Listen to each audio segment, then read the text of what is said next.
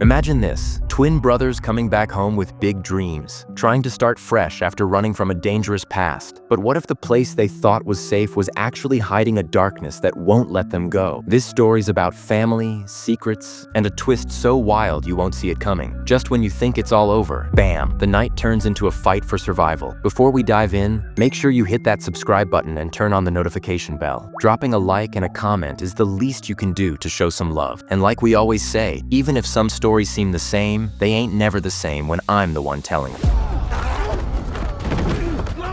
The movie opens with a voice, soft but heavy, warning us about a kind of music. A music so strong, it can call ghosts from both the past and the future. But this power doesn't come free. So, playing these tunes is like opening a door, and sometimes, what slips inside isn't welcome. It's like inviting a ghost to dance, only to find it's a demon dressed in a tuxedo. Charming but deadly. Clarksdale, Mississippi, October 1932. The air is thick with dust and secrets. Sammy Moore pulls up to the church, his face torn by claw marks, like the night itself had scratched him raw. In his hand, the shattered neck of a guitar feels like the last piece of his soul. Inside, Pastor Jedediah, his father, waits. His voice is heavy with faith and fear as he tells Sammy to abandon the music that haunts him and turn back to God. But Sammy just grips that broken guitar neck tighter, like it's the only thing still holding him together. It's a war between salvation and a song that won't let him go. One day before, the twin cousins, Elijah and Elias Moore, known as Smoke and Stack, roll back into Clarksdale from the shadows of Chicago. They're carrying stolen cash, the kind that smells like trouble and whispered threats from men who wear names like Al Capone. With that dirty money, they buy an old sawmill from Hogwood, a man with a past as dark as the bloodstains no one dares to mention, a former Klansman hiding behind a crooked smile. Their plan is clear: turn this place into a juke joint, a sanctuary where the black community can find music, hope, and maybe a little defiance. But dreams built on stolen gold often come with a price paid in shadow. Smoke walks into town, eyes sharp, looking for help from old friends Grace and Bo Chow. He needs a sign, and more, to make their juke joint's opening night unforgettable. But trouble doesn't wait. Two young men try to steal from his truck filled with alcohol. So Smoke shoots one in the ass and the other in the leg, a clear message that the Moore twins don't play. The town knows who they are, trouble wrapped in charm and fire. Meanwhile, Stack finds Sammy, a young blues player hungry for a break. He then tracks down Cornbread, an old friend stuck in the hard life of a cotton plantation, and offers him a new role, security for their dream. In this town, loyalty is rare, and trust is paid in blood. Stack steps onto the creaking wooden platform of the train station, eyes scanning for the legendary Delta Slim. He knows the old bluesman's voice can light a fire in their plans. So they bring Slim to life with a raw, haunting song that grips everyone nearby. To seal the deal, Stack offers Slim a taste of Irish beer, something new, something smooth, promising a cut from the juke joint's first night sales. Just then, Mary appears, her face a storm of hurt and anger. She's a ghost from their past, and she's furious they forgot her mother's funeral, a woman who'd been like family to the twins. Meanwhile, Sammy meets Pearline, a married woman with a soft smile and eyes full of secrets. He flirts with her, bold and hopeful, inviting her to the juke joint's opening, like reaching for a spark in a dark room. In this world, music and pain dance dangerously close, and every note hides a story. Smoke walks into Annie's house, the air thick with incense and shadows that seem alive. She moves with a quiet power, her hands tracing symbols of old magic, voodoo that she says has kept the twins safe from the darkness lurking around them. They share a history soaked in pain, the loss of their child, a wound too deep to heal. But tonight, the past and the present collide in a moment of fierce need. Smoke and Annie come together, their bodies and souls tangled in a fragile hope, as if the touch might stitch back the pieces they both carry. Yet beneath their passion lies a truth neither can fully face. Some losses refuse to fade, no matter the spells whispered in the dark. As the sun sinks low, painting the sky blood red, Remick, an Irishman with eyes colder than winter, races toward the crooked home of Bert and Joan. He promises gold, a glittering bribe to earn their trust and protection against the Injuns he fears so much. But danger is already at the doorstep. A group of Choctaws arrive, warning Joan that Remick is no man to trust. She waves them off, blind to the shadow creeping inside her walls. When Joan returns, the house is no longer safe. Remick's true nature claws through the darkness. He is a vampire, and Bert has already fallen to the cursed bite. In a chilling ritual, Joan becomes the next to join the night's eternal hunger. So,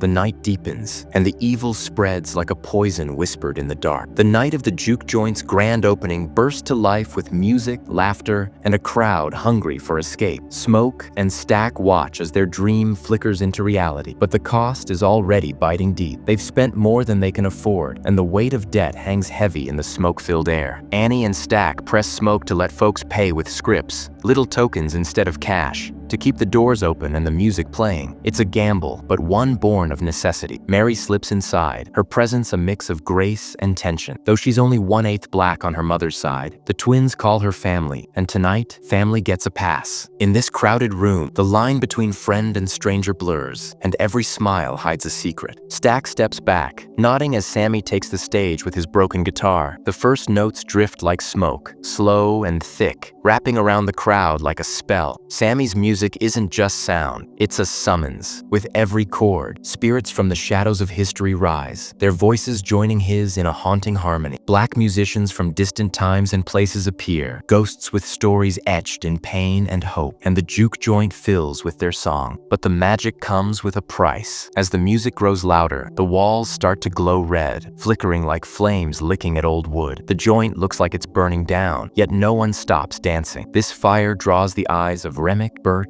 and Joan, a darkness stirring just beyond the music's reach. The night grows darker as the vampires approach the juke joint, cloaked in shadows and false smiles. They claim to be musicians drawn by the music, eager to join the celebration, and even offer to pay. But Smoke's eyes narrow with suspicion, his gut warning him away. He denies them entry, unwilling to let shadows into their fragile dream. Mary, ever the brave soul, steps forward to meet them herself, knowing the twins could use every dime. She's caught by their haunting sound, but then something breaks. Remick's eyes flash red, his lips dripping with something dark and hungry. Mary tries to pull away, but in a terrifying blink, Remick lunges toward her, wings unfolding like a nightmare. Outside, Cornbread steps away for a moment of peace, but Bert and Joan, sinister and sly, draw him into their trap with cruel taunts. Back inside, Sammy and Pearline slip into a quiet room. There, Sammy's touch becomes a desperate escape. He performs oral sex on her, seeking warmth in the cold shadow hanging over them all. Mary sneaks back inside the juke joint, her eyes sharp and full of dark promises. She tries to lure Smoke with a dangerous smile, but her real prize is Stack. They slip into a room, tangled in heat and shadows, where lust blurs the line between trust and betrayal. Meanwhile, Smoke deals with a furious man, fresh from a razor slash, blood dripping and tempers burning, after being caught cheating with loaded dice. Smoke tells Sammy to fetch Stack, but Sammy can't, too embarrassed to interrupt the forbidden moment. When Smoke finally checks on them, horror meets his gaze. Mary's teeth are sunk deep into Stack's neck, her eyes wild and unforgiving. Smoke unloads every bullet he has, but Mary survives, vowing blood and ruin before disappearing into the night. Smoke rushes to save Stack, but it's too late. Stack's life slips away, stolen by the darkness they never saw coming. Smoke and Slim clear the juke joint, sending all the patrons out into the night. Only Smoke, Sammy, Annie, Slim, Pearline, and Grace remain, hearts pounding in the thick, heavy silence. But then Cornbread returns, pounding on the door, demanding to be let in. Annie's eyes narrow. Something's terribly wrong. When Cornbread offers money, Smoke reaches for it, but the moment his hand touches the bills, Cornbread's face twists. Fangs flash, and he lunges to bite. Smoke fires a bullet straight into Cornbread's face, forcing the vampire to flee into the shadows. Annie's worst fears come true. They are battling vampires, monsters hiding in plain sight. Then, from the darkness of a closet, Stack, dead but now undead, breaks free, his eyes burning with cold hunger. Annie throws garlic juice in his face, and he howls before bursting out the door into the night. But the horror doesn't stop there. The vampires descend on the remaining patrons, including Beau, turning friends into monsters. The juke joint is no longer a place of music and dreams. It's a battleground where the living fight to survive the night. Outside the juke joint, a growing crowd of vampires looms like a dark storm ready to break. Remick steps forward, flanked by Mary, Stack, Bert, and Joan, his voice cold and sharp as a blade. He reveals the cruel truth. Hogwood, the grand dragon of the KKK, betrayed the twins. Hogwood planned to use Bert and his clansmen to slaughter the Moore family and their friends. Stack confirms this, having seen Remick's memories. proof of the deadly trap set for them all. But Remick isn't like the others. He rejects the clan's hateful views. He wants Sammy instead. His music, a magic powerful enough to summon the lost spirits of his people. Remick offers them a dark gift: become vampires, live forever, and escape the chains of racism. But the group refuses, choosing mortality and freedom over eternal night. So Remick turns cold and cruel, threatening to strike where it hurts most. Lisa, Grace, and Beau's innocent teenage daughter. The night tightens like a noose, and the battle for souls is just beginning. The survivors arm themselves with stakes, guns, and garlic, hearts pounding in the thick night air. Grace steps forward, her voice sharp and fearless, shouting, "Come inside if you dare!" A challenge and a warning all at once. She charges at Beau with a stake, and the two explode into flames, burning bright and furious. Slim slices his arm, blood dripping like a red beacon, drawing a swarm of vampires away from the others. Pearline falls, her life bleeding out before Sammy's eyes, pain and loss crashing like thunder. Most vampires are driven back, staked or blasted to ash in a violent storm of light and death. But Annie isn't so lucky. She's bitten, her fate sealed in darkness. Smoke hesitates, then drives a stake through her heart, ending her torment before the monster inside can rise. Stack and Mary watch in horror, their faces flickering with a brief, tragic glimpse of humanity, grief washing over them like cold rain. Smoke and Stack clash in a brutal fight, rage and sorrow fueling every blow. Outside, Sammy faces Remick, his face scarred by claw marks from the earlier fight. With quick thinking, Sammy jams the silver tip of his father's guitar into Remick's skull, halting the vampire's attack. Then Smoke arrives, staking Remick through the chest just as dawn breaks. Remick bursts into flames, his screams swallowed by the rising sun, and one by one, the other vampires burn to ash. The nightmare ends with light spilling across the land, but the scars left behind will never fade. Smoke knows the clan is coming for them, cold, ruthless, and ready to kill. He orders Sammy to run fast and far, to save himself from the storm of hatred. Smoke grabs his guns and hides in the shadows, heart pounding like a drum of war. When the clansmen arrive, he opens fire with a fierce fury, bullets tearing through the night, a grenade tearing through flesh and bone. A bullet hits Smoke in the gut, but pain only sharpens his resolve. He blows the last of them up, sending Hogwood, bloodied and desperate, crashing to the ground. Hogwood offers money, begging for his life, but Smoke's answer is cold steel and lead. As Hogwood dies, Smoke sees the ghosts of Annie and their child, silent witnesses to the bloodshed and loss. In that moment, the fight feels both endless and heartbreakingly close, like a shadow that will never leave. Sammy stumbles back to the church, his face a mask of pain and defiance. His father, Jedediah, pleads with him to abandon the cursed music, to repent, and find peace away from the dark magic lurking in those strings. But Sammy's grip on the broken guitar is unyielding, his soul tethered to the sound no matter the cost. He refuses to let go, knowing the music is both his curse and his salvation. So, with the night pressing close and the weight of the past heavy on his shoulders, Sammy climbs into his car and drives north, carrying the haunted melody with him, a ghost that will never quiet. As the credits roll, we find Sammy, now an old blues musician, his face weathered but his spirit still alive. In 1992, after a soulful performance, Stack and Mary find him waiting backstage, their smiles warm but tinged with sadness. Stack says, "Smoke couldn't kill you. He told me to keep away from you." He sees the weight of years in Sammy's eyes and offers to turn him, a vampire's gift to live longer and keep playing his music forever. But Sammy shakes his head, calm and resolute. "I've seen enough of this world," he says softly. "When my time comes, I'm ready." Then Sammy plays one last song, raw and haunting, a farewell wrapped in melody. Before they part, he confesses the nightmares still haunt him, but adds, "The time before the sun went down, that was the best day of my life." Stack nods, his voice heavy with memory. "It was the last time I saw my brother, the last time I saw the sun, the last time I felt free." What would you do if you came home to start fresh, only to find a darkness that changes everything? Would you fight to protect your family or run to save yourself? Drop a like, subscribe, and leave a comment.